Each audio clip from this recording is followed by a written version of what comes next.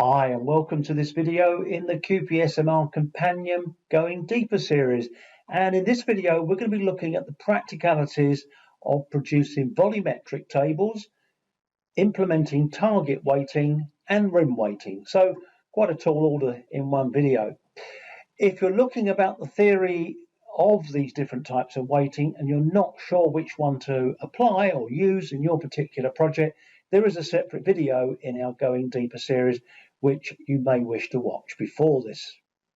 So this is very much a practical video, and it's going to take you through the steps that you will use to carry out these different types of weighting. So we're going to start with perhaps the simplest one, which is volumetric weighting, or volumetric weighting, where you produce tables weighted by a volume. They are also called quantity weighted tables, and I've also heard some different names over the years for these types of tables which vary around the world. So this type of table is where we have a project, and you can see for this project here what we've got are 5 variables. Question 1 is a yes/no question. Question 2 is an integer, so it has a value. And then we got 3 demographic questions: gender, age and region. So what I'm going to do a volumetric table is I'm going to produce a table which is gender by age, and then I'm going to repeat that table, but I'm going to weight it by the number of bicycles that people own. So if somebody owns 1 bicycle, they'll count once, whereas if they own 4 bicycles, they'll count as 4. And these types of tables are quite commonly used for expenditure, those sorts of things. So somebody who spends $10 counts as 10, and somebody who spends $30 counts as 30. So you get a table not based on respondents anymore, as most tables are, but a table that's based on the amount spent. Well, in this case, it's going to be number of bicycles owned.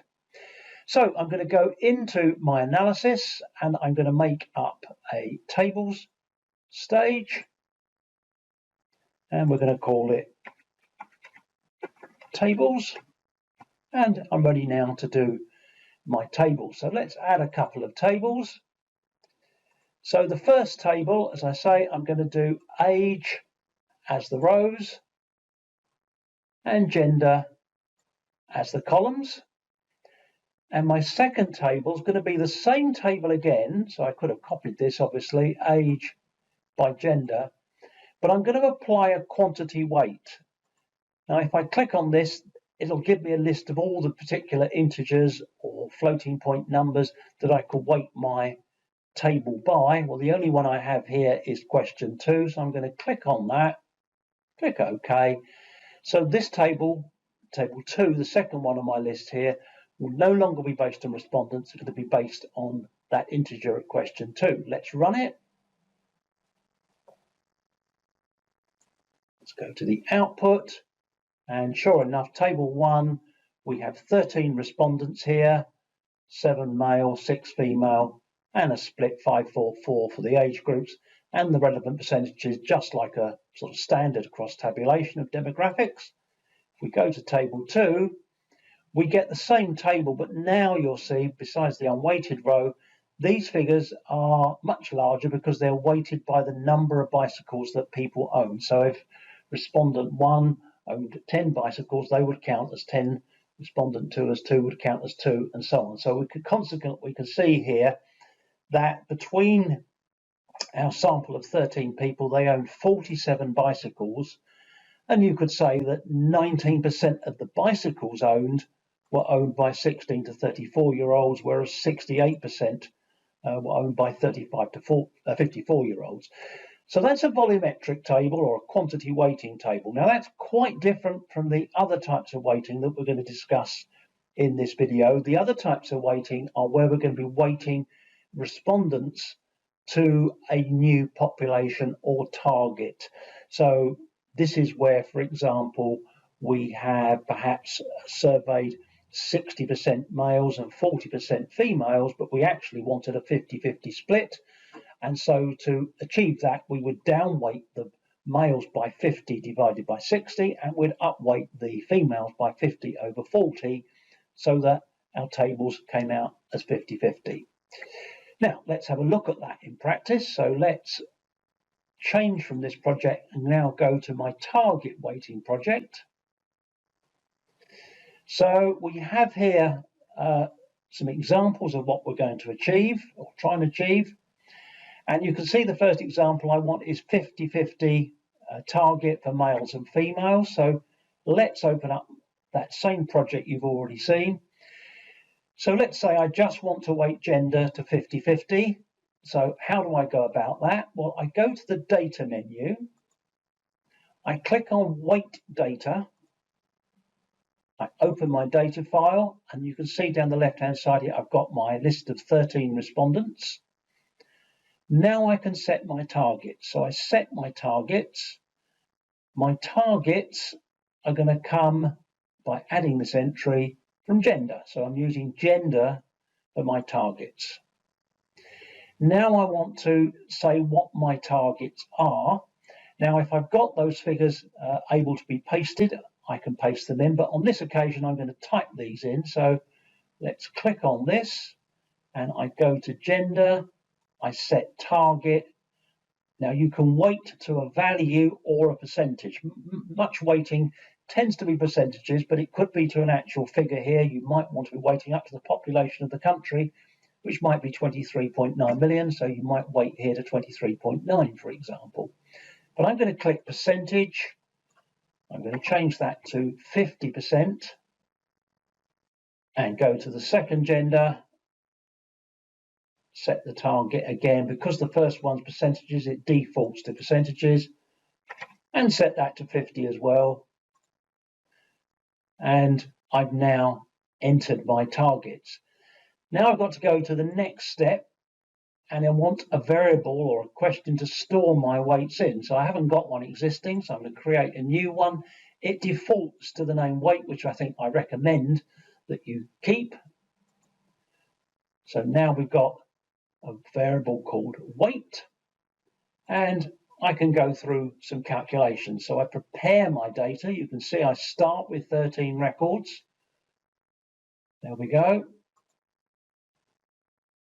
And I calculate the weights, and the weights have been calculated. You can see in my data map or data picture here, I've got the 13 serial numbers, whether they fitted into gender 1 or gender 2, and the weight that's being applied. So all the males are getting a weight of 0.928, and all the females are getting a weight to boost them up, as it were, to 1.08. I need to save this data, so I'm going to click on Save. It's OK. I can get reports on this, so I can get a report on the weights if I wish to. And I'm now going to save my targets, and I'm saving it to an XML file. This means that it can load it back in if I want to revisit it later or adjust the weights. And I'm going to save my project, and I'm all done. Now I can go to my tables, so I can now perhaps set up some tables.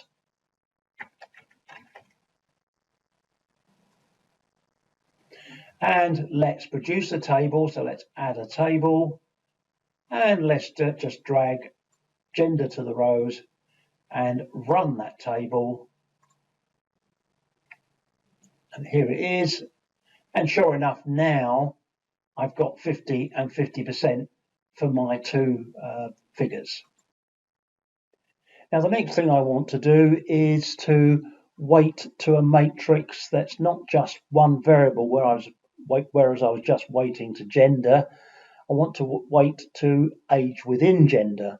Now to do that, what I'm going to have to do is make a variable that produces gender within age. So I ended up with effectively a variable that's got 6 items in it. So 2 gender times 3 ages to give me 6 items.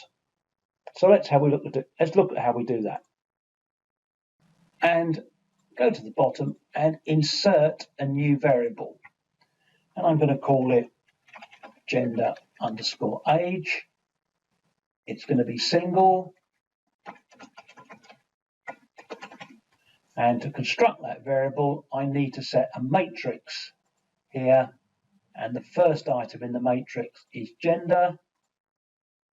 I want both those two codes, obviously. And I want for age, 3 age groups.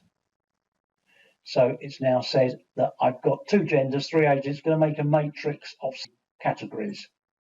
And sure enough, it's done that all for me automatically. I could have sat there and typed in each of these one by one, but of course using that tool is much quicker in the QPSMR companion. So we have males and 3 age groups, females and 3 age groups, giving me a total of 6 cells. And so now I have got the variable I need to weight to. If you were to do gender within age within region, you would just select gender, then age within region for that matrix variable, and would have, if there's, I think there's 2 regions here, so would have a matrix that would make 12 for 2 genders times 3 ages times 2 regions would make 12. So having built that variable gender underscore age, I can go through the same process again to weight my data. So let's go into weighting a data file, open it up, set my target, pick the entry, which is this one here this time.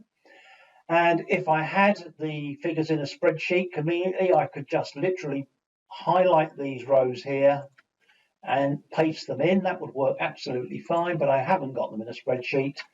So I'm going to go through each one, and I'm going to fix the target here to be 20%. The target for the next one to be 20%. The target for the next category, which is the males 55 plus, also 20%.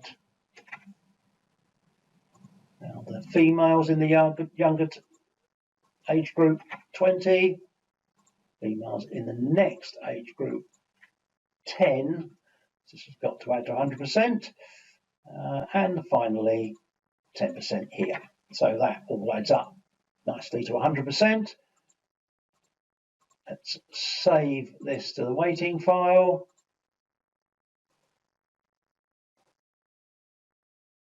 Store that in the variable called weights. I'm actually overwriting the weighting I had before, and prepare everything so that I can calculate the weights. And sure enough, I've now got weights that are ready to be used. So I can come out of this, I can save my targets to the XML file so that I can load them back in later, and I can save it to the data, and we're done. So now we can do a couple of tables to check that this has all worked absolutely fine. So what I'm going to do is reopen those tables up, and I've got 2 more tables in here now. I've got a table of gender by age, but perhaps more importantly, a table of gender by age with percentages turned off, column percentage turned off, but percentages on total left in there. So let's run those.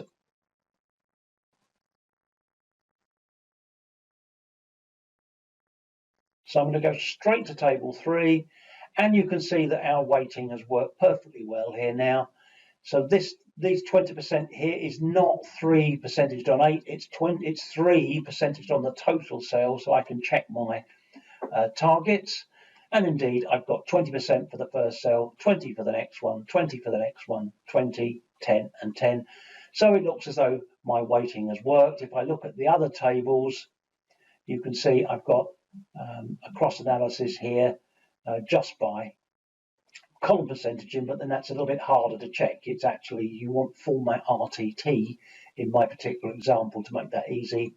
And sure enough, if you look at the split males and females, that's a bit easier to read, because you remember for males I had 20, 20, 20, and for females 20, 10, 10. So you would expect the figures to be 60 and 40. So that's my target weighting working fine. Let's move on now to rim weighting and talk about rim weighting and see how that's different. So we go to the rim weighting project that I've got available. It's the same project actually. And here I'm going to weight to gender and age and region, or maybe just gender and age we'll do here, and weight up to some rims here. So let's go into weighting, open the file, set the targets as before, add entries, and I want to add gender to the list. and I'm going to set adding age to the list. So this time you'll know I'm not using the interlocking cells. I'm not producing a matrix of 2 genders by 3 ages. I'm treating these 2 variables independently. In other words, genders going to get weighted to a target, and age will also get weighted to targets, and both of these sets will add to 100%. And of course I could add in region there as well. With 13 records, that's stretching the data a little bit thin, so I'm not going to do that on this occasion. So let's go through and set the targets for these things. So let's go into, set the target. So for gender, I'm going to set that to 50%. Well, let's make it something else. Let's make it 60. And for females, I'm going to make them 40%. And then for the first age group, I'm going to make this 50%. Let's say we've got a very young audience for this particular, and 40% here, and just 10% target for my oldest age group. So these are sort of 2 sets of, if you like, 2 sets of variables, or 2 variables. We're independently weighting each to 100%, which is the essence, if you will, of target weighting. So that's got my targets in. Again, I could have used setting to a value, and indeed also by this methodology you can apply fixed weights. If you know what your weights you want to apply to each cell already, you can just type them in there. And as I said before, if you have them in a spreadsheet, you can just paste these values in. So let's click OK. Let's store my weights in a variable called weight. You can see that's now displayed here. And let's save this to a file called weighting.xml again, and go ahead, check everything, and calculate my weights. And sure enough, I've now got a set of weights, and it tells me the weights it's applying to each respondent type. So somebody with a gender 1 and age 1's getting that weight, age 1 and gender 1 and age 2 getting a different weight, age 1, gender 3 getting another weight, and so on. So it's applying some quite big weights here. You'll note down the bottom here, you can set min and max, and you can halt if you get these weights going outside these ranges. It's good practice not to have weights that are outside the range of 0.5 to 2.0 unless you have to. And you will find your effective sample size starts going down the more extreme your weights are. So you can see here, although I started with 13 respondents, the effective sample size has dropped to 10.7. And we do have some documentation that helps you to understand that a little bit more. So let's save that, come out, and now I should be able to go into some analysis. So let's make some tables, open those tables. And now, because they're not interlocking, I can actually just test them or check them by running them separately. So let's do table 1, table 2. We're going to do age as the rows, and let's run those. And hopefully our rim weighting has worked perfectly and is going to give us the figures that we want. So table 1, we do have now 60% males and 40% females. If you're curious, that 8 is not exactly 8. You can see it's 7.8, and that 5 there is 5.199 or 5.2 to be precise. Let's go to our next table, which is the ages, and you can see we have got 50, again, not exact number, 6.499, but we've got 50%, 40% and 10%, which were the targets that we had set in our rim weighting calculation.